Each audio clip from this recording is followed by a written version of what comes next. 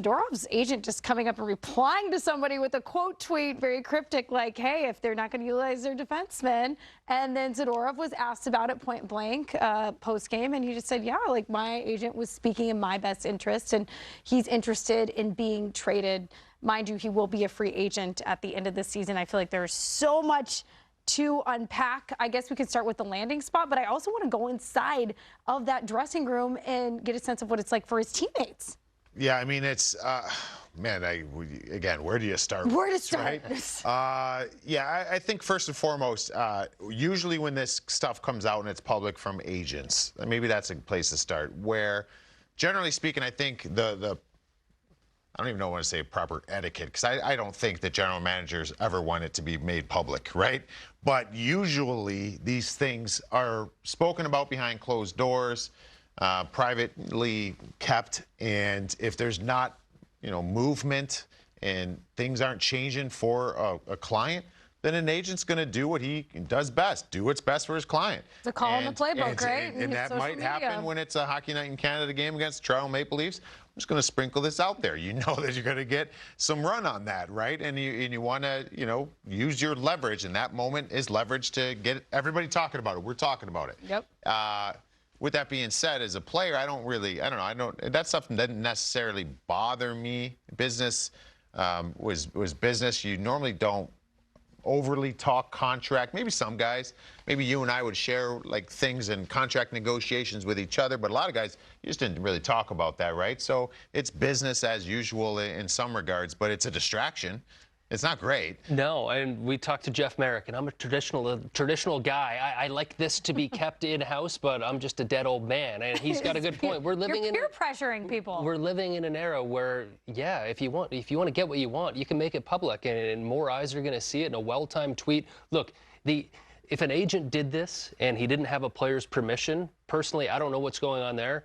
He's fired, right? Because you're protecting your best interests. I think perhaps, I don't know, so I'm speaking out of turn, but maybe you need to apply a little pressure because you've already asked and it's going nowhere, and you want to apply some more pressure. Maybe more people get involved. You draw more parties into it. I do know from my perspective, I've had a teammate that requested a trade before, and it was made public. It wasn't that person's idea.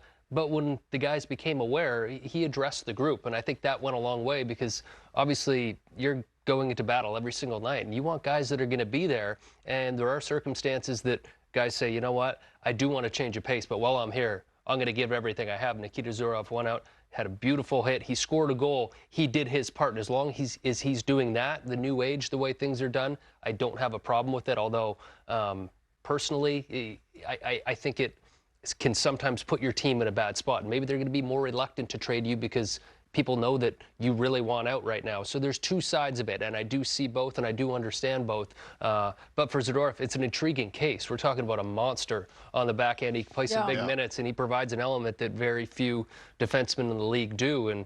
And the pressure's turned up. Like the volume's up now. We'll see if this sparks anything. The only thing for me, though, and maybe it's because I don't, the way I've been brought up in seeing these things happen internally with teams, like once you publicly say you want to be moved, that to me should mean, and this is delicate because you can't bring down the value of a trade asset, and that's what he would be here. You don't play anymore, right? And you're on teams where if you don't want to be here, we've got enough on our plate right now to deal with. And listen, this is no knock to the player, like in the agent doing that. Do your thing. Agent, for me, that's a good agent. Yeah. You know what I mean? But with that being said, you're not playing anymore. You should go home. Like, send them home and away to trade.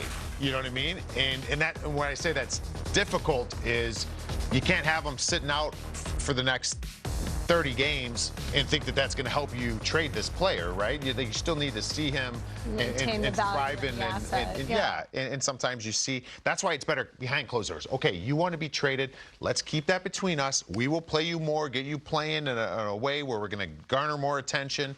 But this is something where I find if I'm a player on that team that wants to be a part of the solution here and turn this season around, I'm not very happy if this guy's still given the reps. He doesn't want to be here. You know what I mean? Like, and that would bother me I don't care that he wants out. I don't care, but I care that he's going to still get minutes and opportunities when he doesn't want to be here. That's a little bit of an issue for me. Yeah, it's a delicate spot for sure, and I agree with you in a lot of cases there, Robert. You know, if you don't want to be here, you hear a lot of people say, well, hey, if he didn't want to be here, we don't hold it against him, but get out of here. At the same time, I think it's up to the player that requests a trade. Hey, if you're going to do it, if your agent's got that microphone and he's going to do it, who are you going to be when you show up? And if you perform and if you play as hard as you did when you wanted to be in this place, that's okay. And this is a new age we're living in where guys are speaking out now.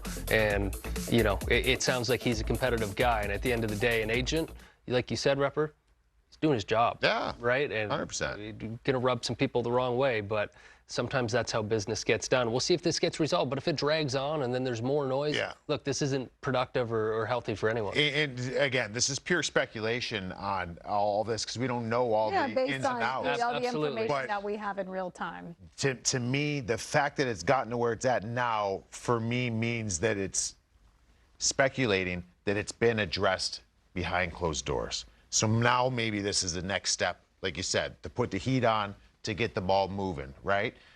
If this was the first resort, like first time the team hears of it, no, that's garbage. No, you don't do that. You know what I mean? So yeah, like all of a sudden, just one day, like we're just gonna send this stuff out. Like we don't know how this kind of got to this point, but it's a delicate spot here for this Flames team. And at the end of the day, the coaching staff and the players, you're just looking to win a couple games right in a row, trying to feel good about your product that you're putting on the ice.